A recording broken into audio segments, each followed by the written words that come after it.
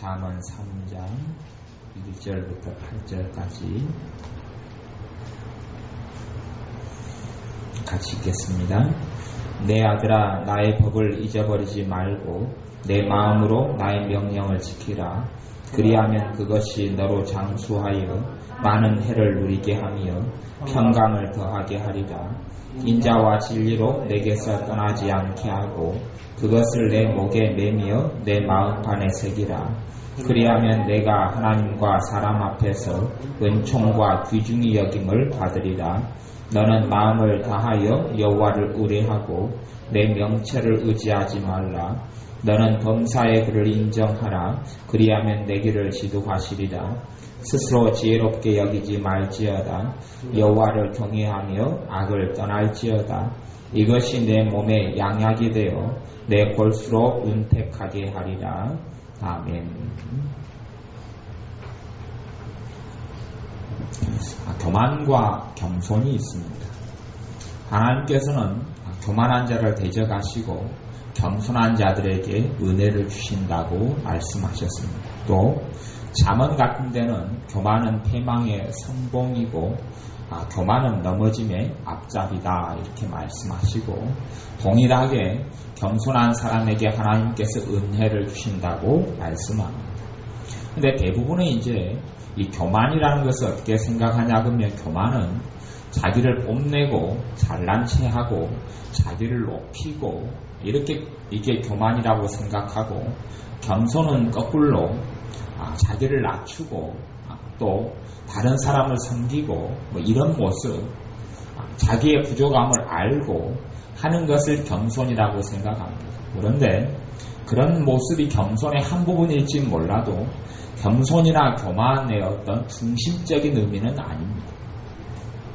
어떤 면에서 그런 면에서 본다면 이 잠언의 전체적인 교훈과 말씀은 어떤 면에서는 지혜에 대한 말씀이기도 하지만 그 지혜의 중심에는 교만과 겸손에 대한 말씀이라고도 볼 수 있습니다. 성경에서 말하는 겸손과 교만은 보통 사람들이 생각하는 겸손과 교만하고는 많이 틀립니다. 성경에서는 무엇을 교만으로 보냐 하면 독립성을 교만으로 봅니다. 무엇을 겸손으로 보냐 하면 의존성을 겸손으로 봅니다. 이게 정말로 교만한 사람은 독립적인 사람입니다.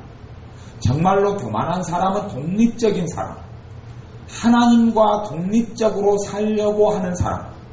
겉보기에는 믿음도 있고 기도생활도 하고 또한 하나님의 말씀도 알고 찬양도 하고 예배도 드리고 그렇게 하지만 그렇게 함에도 불구하고 자기가 중심이 되어져서 독립성을 가지고 살아가는 사람들은 교만한 사람입니다. 그리고 겸손한 사람은 모든 범사의 작은 일들마다 하나님을 의지하고 의뢰하는 의존성이 있는 사람입니다. 그러니 사실은 정말로 주님을 알고 믿음이 깊어져 간다는 것은 하나님에 대한 의존성이 더한다는 이야기입니다. 거꾸로 하나님 앞에서 오히려 믿음이 자라고 성장하는 것 같지만 하나님과의 관계에 있어서 아무런 발전도 거두지 못하는 사람, 시적인 증가는 있을지 몰라도 실제적인 하나님과의 관계에 있어서 발전이 없는 사람은 교만한 사람이 그렇고 교만한 사람은 독립적입니다. 내가 무언가를 해보려 하고 하나님을 단지 들러리로 요구하는 겁니다. 그런 면에서 잠언이 3장의 말씀 읽었던 본문은 의존성을 이야기하고 겸손을 이야기합니다. 내 아들아 3장 1절에 나의 법을 잊어버리지 말고 내 마음으로 나의 명령을 지키라. 나의 법은 하나님의 법이고 하나님의 말씀이죠. 중심으로 삼아야 할 것은 사람의 법이나 내 감정이나 내 의지나 내 가치관이나 내 목적이나 내 목표가 아니라 하나님의 법이 마음의 중심이고 생각의 중심이라고 이야기하는 겁니다. 하나님의 법에 대한 의존성으로 사는 것이지 그렇지 내가 가지고 있는 가치관, 내가 가지고 있는 감정, 내가 가지고 있는 삶의 목적, 목표, 방향 이것을 가지고 사는 것이 아니라고 이야기하는 겁니다. 그리하면 그것이 너로 장수하여 많은 해를 누리게 하며 평강을 더하게 하리라. 사람이 원하는 것은 다 대동소이할 겁니다. 특별한 어떤 사람들, 순교로 자기의 목숨을 주님께 산 제물로 그러한 순교자로 부름받은 사람 얼마를 제외하고는 실제로 많은 사람들이 믿음이 적건 또한 믿음이 강하건 믿음이 없건 간에 원하는 것은 다 사람인지라 비슷합니다. 너로 장수하게 하여 장수의 복을 다 누리고 싶어 합니다. 단지 성경의 장수는 물론 오래만 사는 것이 아니라 좋은 일들을 많이 보고 축복된 삶들을 많이 누리면서 건강하게 많은 축복을 보면서 사는 것을 장수라고 이야기합니다. 그러니 장수는 누구나 원하는 것입니다. 장수하여 많은 해를 누리게 하며 평강을 더하게 하리. 평강은 모든 삶에서 아무런 걱정거리도 없는 것이 아니라 걱정과 고난과 문제를 하나님의 축복으로 점점점 변하여 가는 것을 사실은 평강이라고 합니다. 평강이 멈추어 있는 게 아니라 평강이 더해진다. 더 많은 평강을 누리게 된다고 말씀하고 그 이유는 하나님의 법이 잊어버리지 않고 그 사람의 마음 중심에 있다는 것. 그 사람이 하나님의 법을 지키기 위하여 나의 명령을 지키라 했던 대로 하나님의 말씀, 하나님의 법을 마음에 새기고 그 하나님의 말씀에 따라서 사는 것을 이야기합니다. 자기의 생각대로 살지도 않고 자기의 감정대로 살지도 않고 자기가 원하는 발걸음을 하지도 않는 사람, 그러한 사람을 주님께서 찾으시고 그러한 사람에게 장수하게 하며 평강을 더하게 하신다 말씀합니다. 또한 5절에 보면 너는 마음을 다하여 여호와를 의뢰하고 내 명철을 의지하지 말라 그렇게 말씀합니다. 너는 마음을 다하여란 말은 마음이 가령 100%였던 마음이 있다 그러면 이 100%를 다 사용해서 그 말을 이야기하는 겁니다. 100%를 다 사용해서 여호와를 의뢰하고 하나님을 의지하고 또한 하나님을 신뢰하고 하나님을 믿고 따른다는 이야기. 내 명철을 의지하지 말라. 내 똑똑함, 내 지식, 내 지혜 이런 것을 통탈해서 명철이라고 이야기하는데 그것을 의뢰하지 말라고 이야기하는 것. 그러니 정말로 누구를 의지할 것이냐? 하나님을 의지하는 사람을 그래서 겸손한 사람이라 그러고 이러한 사람에게는 하나님께서 은혜를 주실 수밖에 없는 겁니다. 그러니 우리가 참으로 하나님의 은혜 받는 사람은 하나님의 은혜를 주신다는 사람, 물론 지금은 보라 은혜 받을 만한 때요 구원의 날이로다 말씀하신 대로 하나님께서 많은 사람에게 은혜를 베풀기를 원합니다. 명백하게 그럼에도 불구하고 하나님께서 모든 사람에게 또 하나님을 구하는 모든 사람에게 은혜를 베푸시기를 원하심에도 불구하고 하나님의 말씀을 명백하게 은혜 주시는 사람은 정해져 있다라고 말씀합니다. 그건 운명이 아니라 운명, 하나님께서 어떤 사람에게는 마음대로 은혜를 주고 어떤 사람은 은혜를 안 주고가 아니라 은혜 받을 사람의 명단은 정확히 성경에 나와 있습니다. 어떤 사람이 은혜를 받습니까? 겸손한 사람. 겸손한 사람은 은혜를 받습니다. 그래서 오늘 말씀에 겸손이라는 뜻과 교만이라는 뜻이 성경적으로 어떻게 되는지를 설명한 겁니다. 사람의 생각엔 나를 낮추고 나를 수그리고 그래서 하나님을 내가 다른 사람을 나보다 좀 더 낮게 여기고 그러한 모습이 성경의 겸손의 한 면이지만 중심은 아니다고 이야기했습니다. 참다운 겸손은 점점 하나님을 더 의뢰하고 살아가는 사람. 참다운 겸손은 점점 내 지혜가 내 명철이 아닌 하나님의 명철과 지혜를 의뢰하고 살아가는 사람. 그것이 참 겸손이라 그랬습니다. 상당히 어떤 사람들이 이런 지식을 쌓아가는 것은 굉장히 좋은 일입니다. 세상적인 지식을 쌓아가는 것도 굉장히 가치가 있는 일입니다. 컴퓨터를 배운다면 컴퓨터에 대한 지식을 쌓아가는 것은 굉장히 젊은 사람들이나 나이 든 사람들에게는 가치가 있는 일입니다. 또 신앙적인 영적인 지혜와 지식을 쌓아가는 것도 굉장히 가치 있는 일입니다. 아주 가치 있는 일입니다. 제가 요즘에 리더십에 대한 책을 보고 있는데 정말로 가치 있는 지혜들이 굉장히 많습니다. 정말로 말로 다 할 수 없는 값어치 있는 지혜들이 굉장히 많습니다. 그래서 이 굉장히 가치 있는 일이 지식을 쌓아가고 정말 좋은 경험을 통하여 통찰을 얻고 마음을 넓히고 그릇을 넓히고 삶의 지경을 넓히는 그런 축복들은 굉장히 좋은 것들입니다. 그럼에도 불구하고 한 가지 위험성도 있습니다. 어떤 위험성이 있냐 하면 내가 가령 굉장히 좋은 신앙서적을 한 권 보면 우리는 그렇게 느낍니다. 아주 좋은 신앙서적을 한 권 보면 내 마음이 뿌듯해집니다. 저 같은 경우도 그렇습니다. 정말 가치 있고 귀한 어떤 책을 발견해서 그 한 권을 보면서 너무 감탄하고 너무 즐거움에 사로잡힙니다. 그리고 그걸 통하여 제가 한 단계 더 어떤 부분에 진보했다는 것을 발견하게 되기도 합니다. 그런데 거기에는 또한 함정이 숨어 있기도 합니다. 어떤 함정이냐 하면 그 대단한 영적인 사람이 하나님의 사람이 지은 그 신앙서적을 통한 내 지식이 단지 간접적인 지식에 첫째는 불과하다는 것. 다시 이야기하면 정말 탁월한 어떤 책을 읽은 사람들은 어떻게 착각을 할 수 있냐 하면 그 사람의 신앙 수준이 내 신앙 수준으로 착각해버리는 경우가 생깁니다. 그래서 교만해집니다. 그러한 위험성이 굉장히 많습니다.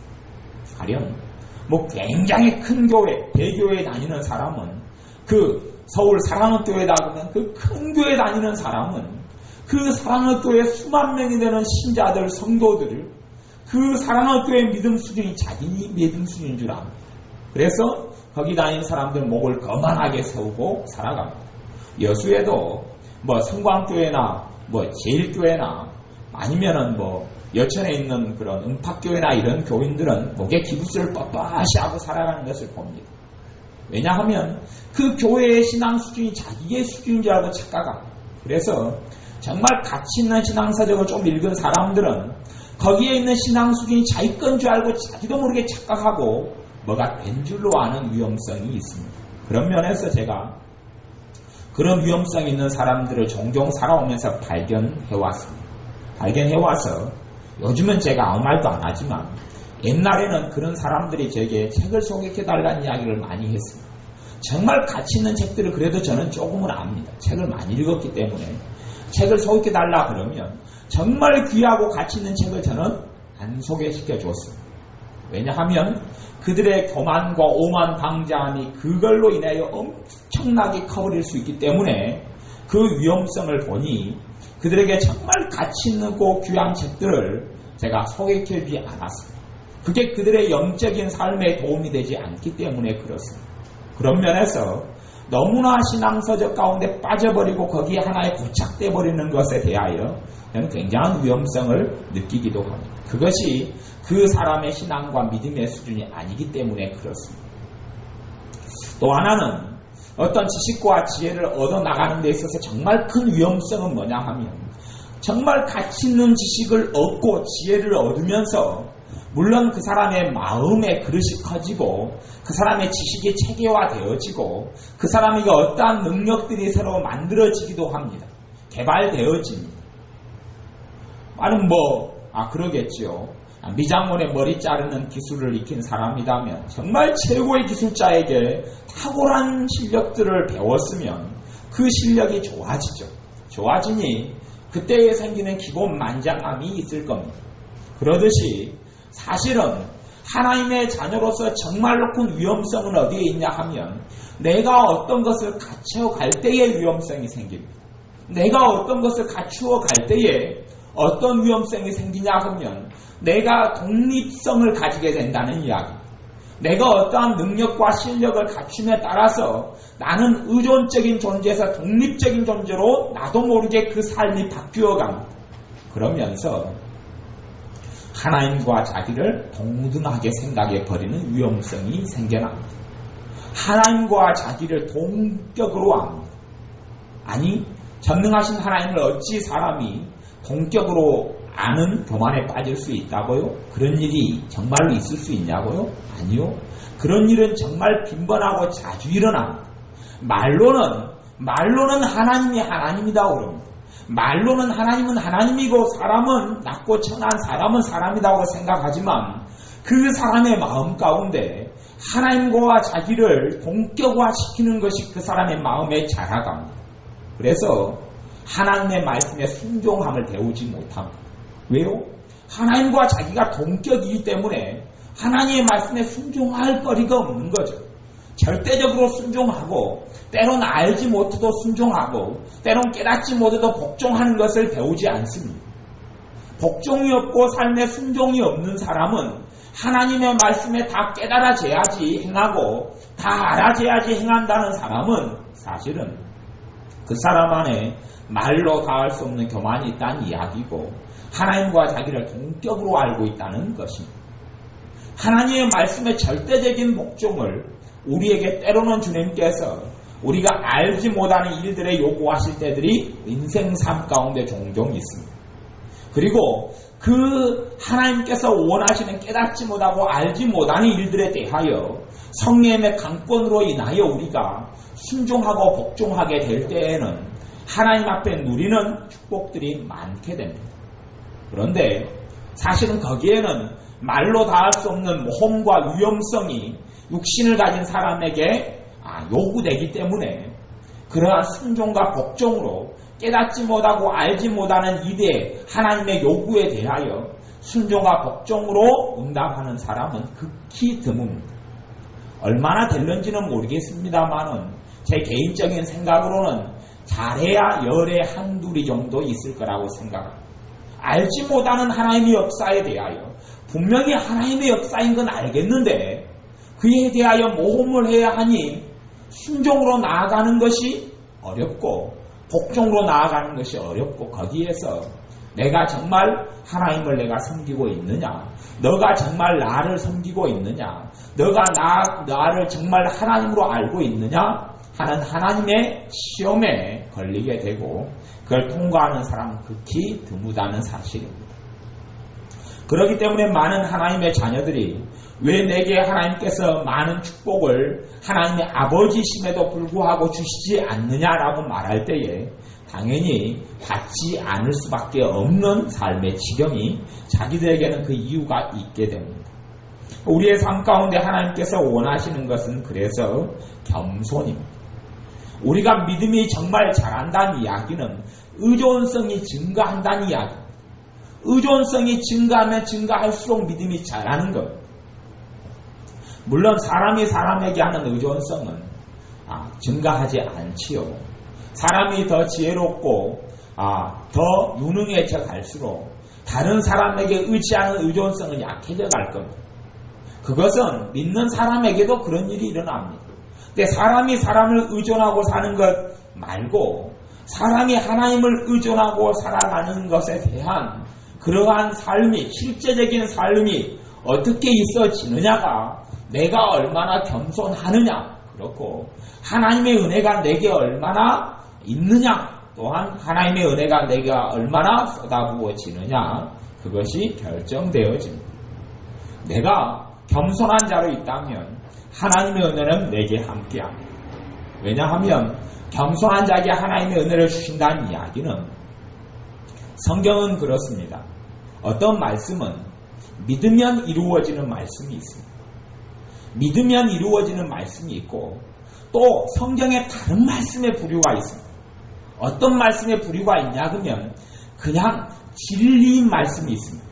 다 진리인데 너희가 기도하면 응답해 주리라. 이것은 믿음의 기도를 해야지 응답해 줍니다. 그냥 기도만 한다고 다 응답해 주는 게 아니고 믿음의 기도를 해야지 응답해 준다고 분명히 성경에서 이야기합니다. 그러니 내 기도가 응답받지 못하는 여러 이유 가운데 하나는 정욕으로 잘못 기도하는 것이고 또 하나는 정욕이 아닌데 믿음이 없기 때문에 응답받지 못하는 경우가 많습니다. 이게 믿음의 기도가 아닌 한은 하나님의 말씀을 응답 안 해준다고 이야기했습니다. 그렇고 다른 면에서는 그래서 이런 믿어야지 응답되는 부분이 있고, 그 다음에 또 하나는 진리가 있어요. 진리가. 가령 천국에는 생명나무가 있습니다. 이것은 여러분이 믿든 안 믿든 진리입니다.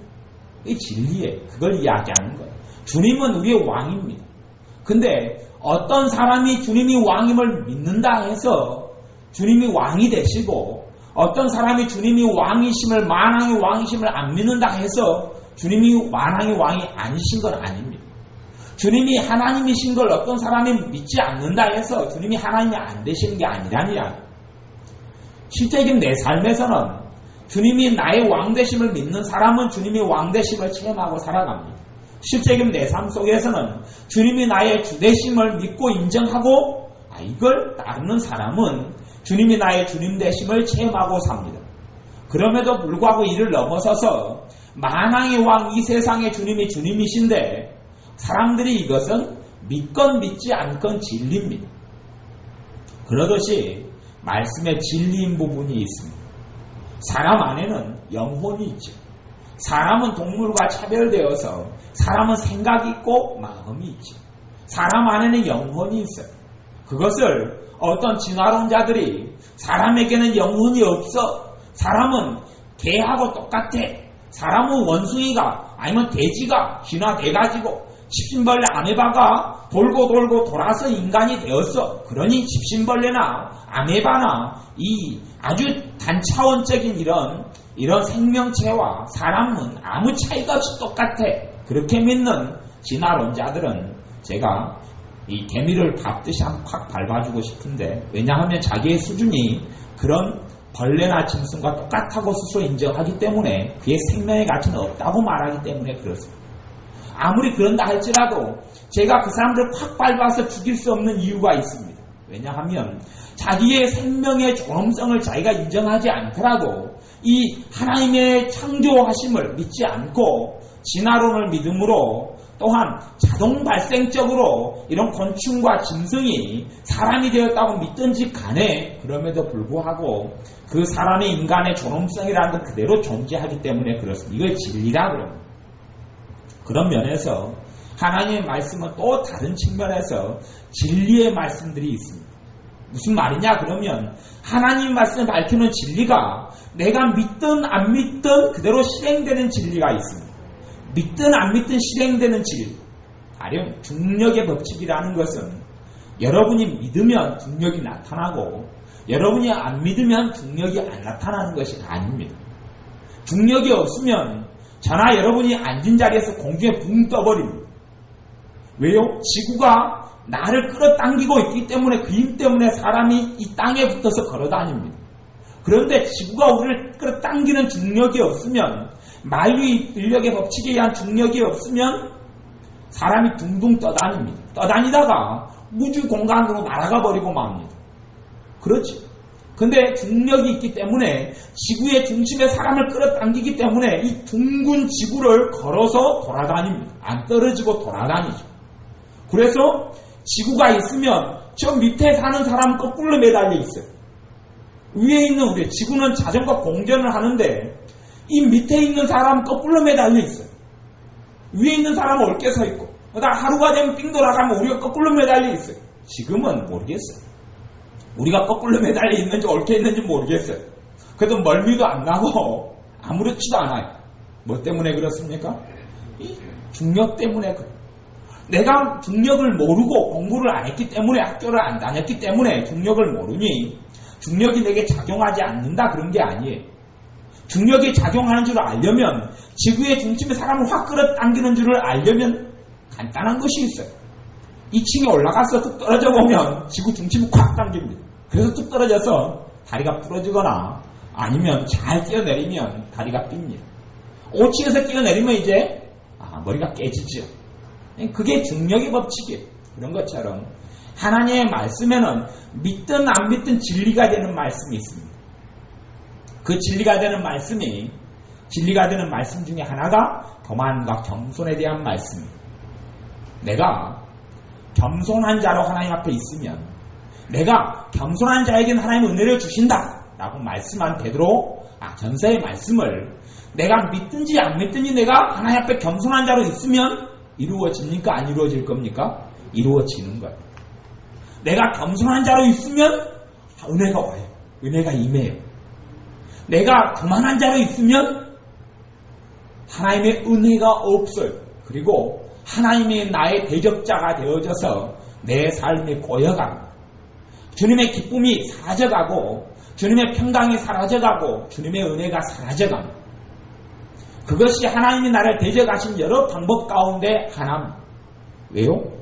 베드로 전서를 통한 사도 베드로의 말씀, 또한 잠언의 말씀, 성경의 교만한 자에게 하나님께서 교만한 자는 패망하고 넘어진다는 하나님의 말씀과 겸손한 자에게 하나님의 은혜를 주신다는 말씀은 성경에 반복되는 하나님의 말씀이고 이건 진리예요. 그러니 내가 교만한 자로 있으면 내게 패망이 다가옵니다. 내가 넘어짐이 생깁니다. 내가 겸손한 자로 있으면 하나님의 은혜가 다가옵니다. 내가 겸손한 자로 오래 살았다면 하나님의 은혜가 내 삶 속에 내 가정 속에 많이 있게 됩니다. 10년을 내가 겸손의 몸을 담았다면 10년 동안 하나님의 은혜가 계속하여 번쳐옵니다. 하루는 교만하고 하루는 겸손했다면 본전치기고 빵원이 되겠죠. 그래서 우리의 삶에 참다운 겸손함을 가지는 사람은 믿든 안 믿든 이것이 하나님의 진리가 이루는 능력입니다. 왜 성경에는 조건이 있는 말씀이 있는데 이것도 조건이죠. 겸손하면 은혜를 받는다. 겸손한 자에게 하나님의 은혜를 주신다. 이건 진리고 조건이 있는데 어떤 말씀은 믿음에 이루어지는 말씀이 있고 이것은 믿는 것과 상관없이 그 조건에 맞으면 중력의 법칙처럼 하나님의 말씀을 운행하고 역사하여서 이루어집니다. 그래서 겸손에 대한 뜻을 정확하게 성경적인 뜻을 설명하는 겁니다. 겸손은 하나님께 의존적인 존재가 된다는 이야기입니다. 의존성이 증가하는, 하나님에 대한 의존성이 증가하는 사람은 겸손한 사람. 하나님에 대한 의존성이 있는 사람은 겸손한 사람. 또한 독립적으로 살아가는 사람은 교만한 사람이다 그랬어요. 똑같이 그래서 믿는 사람에게도 독립적인 사람으로 살려고 하는 사람이 있고 믿는 사람으로서 의존성이 있는 사람으로 살려는 사람이 있다는 이야기입니다. 신앙사적을 통한 지식을 얻어서 자기도 모르게 점점 독립적인 사람이 되기도 합니다.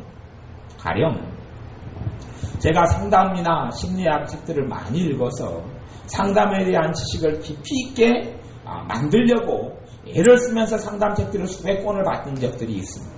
그렇게 하다 보니 정말로 많은 지식이 생기고 많은 지혜가 생겨나. 지식이 모이면 당연히 지혜가 생겨나요. 지식 없는 지혜는 깡통이에요. 지식 없는 지혜는 깡통이기 때문에 이 세상의 지혜라는 것은 지식을 바탕으로 생겨나. 물론 하나님의 지혜는 그걸 초월합니다. 하나님의 지혜는 그걸 초월할 때가 많아요. 하지만 또한 지식을 바탕으로 하나님의 지혜도 움직이는 측면도 있어요. 그러면서 하나님의 지혜는 제가 다 이해를 못합니다. 근데 세상의 지혜는 지식을 바탕으로 지혜가 생겨나요. 그러니 많은 지식을 얻고 나니 사람을 보면 뭔가 보여지는 게 있어요. 사람을 보면 뭔가 보여지는 게 있어요. 상당히 많은 원리와 원칙과 기법과 방법들. 어떤 사람을 보면 이 사람은 인지적인 상담을 해야 되겠고, 어떤 사람을 보면 이 사람은 이런 유형의 지식적 상담의 유형을 해야 되겠고, 이 사람을 보면 이 사람은 자기의 인생의 목적을 추구하고 알게 되는 그러한 어떤 상담의 유형과 방법을 선택해서 도울 수 있겠구나 하는 내 지식을 가지고 내가 머리를 굴리게 된다는 이야기. 다시 이야기하면 많은 지식을 얻고 섭렵하면서 나도 모르게 독립적인 존재로 변해가더라 하는 겁니다. 그래서 제가 그게 나쁜 게 아니라 장점과 단점이 있다 그랬어요. 그런데 정말로 어떤 지식을 얻으면서 나도 모르게 오히려 가장 안 좋은 독을 만들어내게 되는 경우가 있었다는 이야기입니다. 그러듯이 우리가 정말로 하나님의 이러한 은혜 속에 살려면 3장 5절 잠언 3장 5절 너는 마음을 다하여 여호와를 의뢰하고 내 명체를 의지하지 말라. 사실은 쉬운 말씀 같지만 굉장히 어려운 말씀이죠. 과연 누가 자기 명체를 얼마나 의지하지 않고 살아가겠느냐 하는 겁니다. 내 명체를 누가 의지하지 않고 살아가겠느냐 하는 겁니다. 공부하는 사람 같으면 자기 명체를 하루에도 수십 번, 수백 번씩 의지하고 살아갈 겁니다. 왜냐하면 자기 머리를 계속 굴리고 살잖아요. 이해 안 되는 것을 이해해보려고 이리 궁리하고 저리 궁리하고. 또 마찬가지죠. 어떠한 일들을 행하는 사람이든지 간에 그 일들이 많으면 많을수록 자기의 지식과 자기 명체를 가지고 이리 굴리고 저리 생각하고 합니다. 사실은 그것이 교만의 가장 중심되는 모습입니다. 사람들에게 하나님의 자녀임에도 불구하고 하나님의 은혜 속에 하나님의 자녀들이 못 살아가는 이유가 명백히 따진다면 잠언 3장 5절의 말씀과 그 하나님의 자녀라고 일컫는 사람과 맞지 않기 때문에 그렇습니다. 마음을 다하여 여호와 하나님을 의뢰하는 것이 없기 때문에 그렇습니다. 하나님을 의지함이 없다니야. 하나님을 의지하는 것이 겸손이고 하나님을 의지하고 살아가고 하나님이 없이는 살 수 없다는 것을 느끼고 깨닫고 아는 사람이 하나님 보시기에 참으로 겸손한 사람. 그래서 사도 바울은 하나님 앞에서 겸손한 삶을 살았다는 것을 알 수 있습니다. 왜냐하면 나의 나된 것은 하나님의 은혜로다 고백했기 때문에 그렇습니다.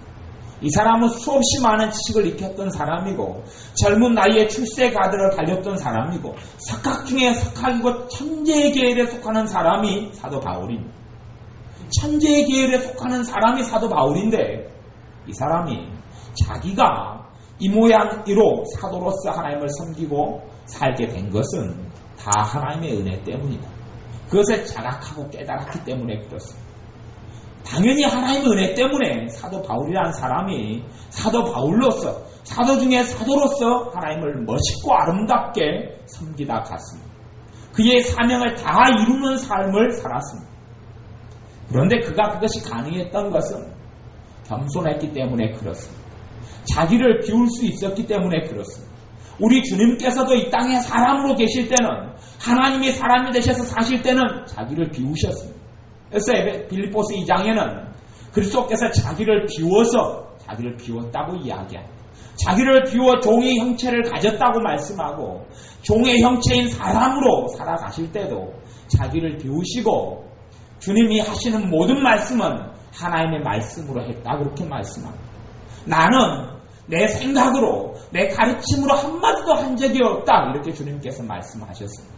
그런 것처럼 정말로 믿음의 사람 겸손한 사람은 믿음이 더해갈수록 의존적인 사람이 됩니다. 하나님이 없이는 아무것도 못하는 사람으로 점점 되어갑니다. 그게 겸손입니다. 나를 비굴하게 낮추는 것도 겸손이 아니고 내가 정말 부족하다는 걸 깨닫는 것도 겸손은 아닙니다. 단지 그것이 겸손의 한 모양으로 보일 수는 있습니다. 내가 열등감이 많아서 다른 사람이 나타날 때 주눅이 들어서 나는 할 수 없어요. 나는 못해요.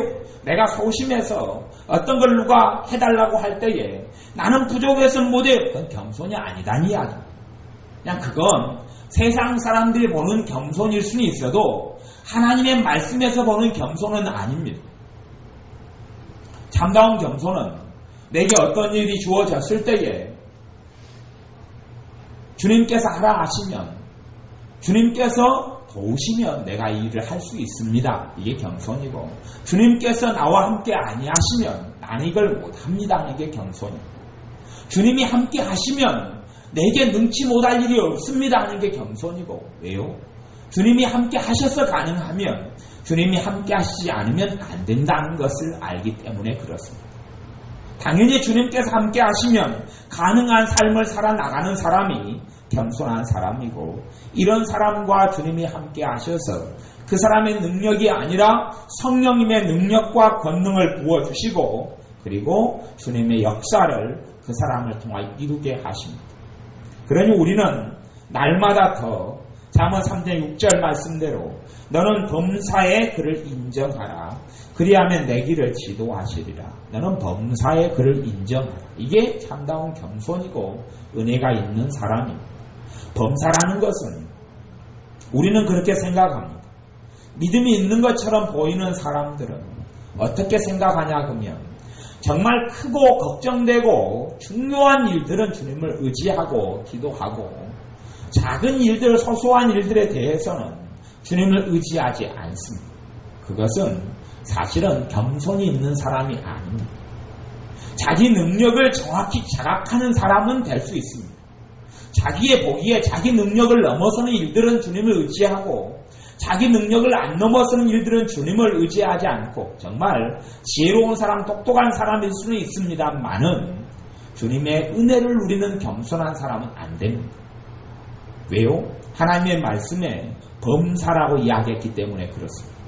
내 능력으로 가능한 일이든지 내 능력을 벗어난 일이든지 간에 다 모든 일 다 그렇게 하나님께서 말씀하기 때문에 그렇습니다. 모든 일에서 다 그를 인정하라. 모든 일에서 다 그분을 인정하라. 그리하면 내 길을 지도하시리라. 모든 일에서 다 그것이 믿음의 장성한 사람으로 되어져 가는 길이고 그것이 참으로 하나님 앞에서 겸손한 사람으로 살아가는 방법입니다. 7절에는 스스로 지혜롭게 여기지 말지어다. 스스로 지혜롭게 여기지 말지어다. 우리의 삶을 살아가다 보면 우리는 다 스스로 지혜롭게 안 여긴다고 생각할지 모릅니다. 왜냐하면 우리는 다 평범한 사람이요. 존재들이요. 천재나 존재. 천재는 아주 그냥 1000명 가운데 하나, 10,000명 가운데 하나 나타나는 정말 똑똑하고 영리한 사람, 천재. 그런 사람. 또 존재 정도 되면 아주 뛰어난 사람. 이거 존재라 그럽니다.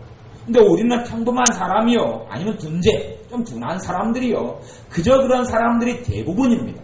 그러니 실제로 천재도 아니고 존재도 아닌 사람들이 야 나는 똑똑하다 라고 생각할 일은 없겠지요. 그런 사람은 거의 없을 겁니다. 막 서울대 학생 정도 돼야지, 하버드 대생 정도 돼야지, 아니면 중국에는 북경대생 정도 돼야지 나는 똑똑하다 그럴지 모르겠습니다. 학교에서 한 반에 요즘에는 20몇 명, 30몇 명 있으니 반에서 한 1, 2등 하면 야 나는 똑똑하다 그 정도 그러지 나머지 일반적인 학생들이, 일반적인 사람들이 스스로 지혜롭게 여길 사람이 얼마나 있겠습니까? 그러면 실제로 하나님의 말씀대로 스스로 지혜롭게 여기지 말지어다 그런 말은 우리가 다 지키고 있다고 생각할지 모릅니다. 다 그렇지. 나는 스스로 똑똑하지 않다고 생각하고 나는 스스로 그래도 내 IQ가 대단히 높지도 않고 내가 그렇게 영리한 사람도 아니고 내가 평범하다고 생각하는 사람이 어떻게 스스로 지혜롭다고 여기겠습니까? 근데 그것하고 하나님의 말씀하고 다릅니다. 하나님 말씀하고 다르다는 이야기는 자주 내 생각으로 어떤 일을 해결하고 내 궁리로 어떤 일을 해결하는 사람을 하나님은 스스로 너가 지혜롭게 여긴다라고 보시는 겁니다. 내가 스스로 나를 얼마나 똑똑하게 여기느냐, 나를 얼마나 대단하게 여기느냐고는 아무 상관없는 말씀입니다. 단지 내 지혜로 살고 내 요령으로 사는 사람을 너는 스스로 지혜롭게 여기고 있다라고 하나님 보신다는 겁니다. 거기에서 문제가 생깁니다. 우리는 성경을 내 마음대로 해석해서 나는 하나님의 말씀을 지키고 있어요. 나는 스스로 지혜롭게 여기지 않고 있어요. 나는 그렇게 대단하고 천재도 아니고 영리하지도 않아요. 그러면서 내 삶으로 해결할 수 없는 어떤 문제에 닥칠 때까지는 다 내 생각과 내 감정으로 다 살아갑니다. 내 힘으로 감당할 수 없는 일들 빼놓고는 다 내 생각으로, 내 지각으로, 내 지혜로 그냥 살아갑니다. 아무 생각 없이, 아무 생각 습관적으로 매일 그렇게 살아갑니다. 그러니 실상은 우리는 범사에 그분을 인정하는 사람이 아닌 겁니다. 그리고 스스로 나를 지혜롭다 여기는 사람인 겁니다. 내 생각으로 내 입으로 해결하지 못하는 일들은 별로 없으니 사실은 나머지는 그냥 내 습관대로 몸에 배인 대로 살아가는 겁니다. 내 몸의 배임대로란 이야기는 스스로 지혜롭다고 여기는 대로라고 하나님은 보십니다. 내 몸의 배임대로 살아가는 것. 내 몸의 배임대로 행동하고 내 몸의 배임대로 말하고 내 감정을 따라 살고 내 생각을 따라 살고 내 주관을 따라 살고. 그래서 우리에게는 실상은 범사에 그분을 인정하라 그랬는데 범사에 그분을 인정하는 것이 없습니다. 그러니 주님께서 내 길을 지도하는 것이 없죠. 우리는 그렇게 생각합니다. 내 힘으로 해결할 수 있는 것들, 내 요령으로 다 할 수 있는 것들은 기도하지 않고 당연히, 그리고 내 힘으로 가능하지 않은 일이 5개가 있다면 5개를 놓고 기도합니다. 그리고 하나님께서 그 5개를 지도해 달라고 그럽니다. 5개의 문을 열어달라고 기도합니다. 그런데 하나님은 5개의 문을 안 열어줍니다. 그래서 우리는 그렇게 하나님께 항변합니다. 하나님, 왜 5개가 내 힘과 내 능력으로 안 되는데 왜 5개의 문을 안 열어줍니까? 왜 안 도와줍니까? 그럼. 근데 실상은 100개가 있다면 95개는 내 마음 내 뜻대로 다 결정하고 내 지혜와 너 요령에 따라 다 살아가면서 내 힘으로 가능하지 않은 5개만 그렇게 하니 주님은 너가 너 삶의 모든 부분에 너가 스스로 지혜롭게 여기고 있다. 너가 범사에 나를 인정하는 삶이 아니라 범사에 너 중심, 너 감정대로, 너 생각대로 살아가는 삶이면서 나를 5개의 부분에서 나를 이용하려 한다. 너가 나를 주님으로 하나님으로 섬기지 않고 너 힘으로 가능하지 않은 5개의 부분에서 어떤 사람의 알라딘 램프처럼 손을 비비면 도와주는 지니가 나타나서 무엇을 도와줄까요? 하는 지니가 나타나서 요구하듯이 내가 요술램프로 나를 알고 95개는 너 마음대로 생각하고 요령을 키우고 살아가면서 5개만 나를 도와달라고 하면서 너가 나를 믿는 척하고 있다. 그런데 너는 나를 믿는 것이 아니다라고 하나님은 말씀하는 거예요. 우리가 사실은 점점 의존적인 존재, 주님이 없이는 살 수 없는 사람, 주님이 없이는 숨 쉴 수 없는 사람, 주님이 없이는 은혜를 못 누리는 사람, 주님이 없이는 평안을 누릴 수 없는 사람, 주님이 없이는 아무것도 할 수 없는 사람, 그러한 주님이 아니면 안 되는 사람으로 내가 살아가면 살아갈수록 나는 주님께서 보시기에 너는 겸손한 사람이다. 너는 정말 겸허한 사람이다. 너하고는 내가 함께할 수밖에 없고 내 은혜가 당연히 너 위에 머물러 있는 사람이다. 라고 말씀하실 겁니다. 우리가 주님 보시기에 참으로 겸손한 사람으로 나타나서 우리의 범사에 인생 살다 보면 당연히 100개의 일이 있으면 한 5개 정도만 아니면 2-3개 정도만 내 힘으로 해결 가능하지 않고 당연히 95개 이상의 일들은 다 내 힘으로 가능합니다. 어지간하면 가능합니다. 변비가 나면 화장실에서 죽치고 앉아있으면 해결이 가능합니다. 그렇지요. 한 시간 죽치고 앉아있으면 해결이 가능합니다. 그래도 안 되면 내가 어떤 힘을 이용합니다. 약국에 가서 약을 하나를 사다가 먹는 내 힘을 의존합니다. 그러한 식으로 내 삶을 다 풀어나가는데 우리가 정말로 주님 앞에 겸손한 사람으로 은혜를 누릴 사람이 되려면 주님을 더 의존하는 사람이 되면 됩니다. 더 주님이 아니면 안 되는 사람으로 내가 되면 될수록 주님의 은혜가 우리와 함께 하게 될 것입니다. 기도하겠습니다. 아버지 하나님, 우리는 우리의 부족함이 많기 때문에 내 연약함과 내 무능함이 많기 때문에 그래서 우리는 스스로 겸손하다고 착각하고 살아오고 있습니다만은 내가 주님을 내 생활의 100개의 문제라면 95개 이상에서는 주님을 의지하지 않고 주님을 범사에 인정하지 않고 살아가기 때문에 주님 보시기에는 너는 겸손한 사람이 아니며 교만한 사람이라고 보시니 하나님의 생각과 우리의 생각이 너무나 다르며 우리가 교만한 것을 인정합니다. 그리하오니 아버지 하나님, 이제는 성령님께서 역사하셔서 우리의 교만함을 드러내시고 우리가 주님을 의지하지 않고 인정하지 않고 사는 부분들을 드러내 주셔서 겸손한 사람으로 나를 낮추며 주님을 높이는 사람으로 변화시켜 주옵소서. 예수님의 이름으로 기도하옵나이다. 아멘. 기도하겠습니다.